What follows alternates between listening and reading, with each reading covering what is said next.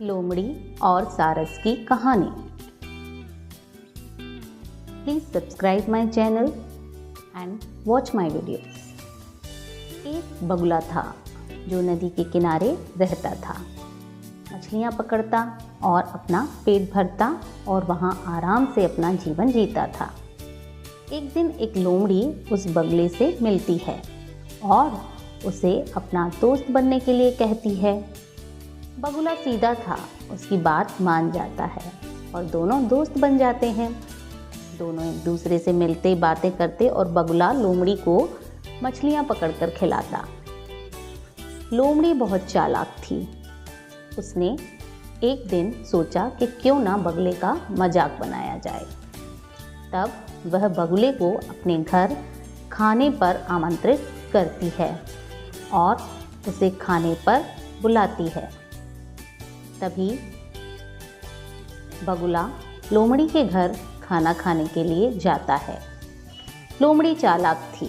उसने अपने बनाए खाने को एक प्लेट में परोसा। लोमड़ी ने तो खाना बहुत अच्छे से खाया, लेकिन बगुला बार बार खाने को चोंच में भरता और वह उसके चोंच में नहीं आता। इस तरह बगुला भूखा ही रह गया। तब बगुले को एहसास हुआ कि लोमड़ी कभी उसकी दोस्त थी ही नहीं, वह तो उसका फ़ायदा उठा रही थी। लेकिन मन ही मन उसने लोमड़ी को सबक सिखाने का सोचा। एक दिन उसने भी लोमड़ी को अपने घर खाना खाने के लिए आमंत्रित किया और उसी की चालाकी के अनुसार खाना एक सुराहीदार पतले बर्तन में परोसा, जिसको सारस तो आराम से खा सका, लेकिन लोमड़ी का मुंह उसमें गया ही नहीं और वह भूखी रह गई। लोमड़ी समझ चुकी थी कि बगुला उसकी चालाकी को समझ गया है। बगुला समझदार था। उसने लोमड़ी को माफ़ तो कर दिया, लेकिन उससे अपनी दोस्ती तोड़ दी। तो बच्चों, इसीलिए कहते हैं कि दोस्ती सोच समझकर करना चाहिए। किसी को मूर्ख समझना सबसे बड़ी मूर्खता है।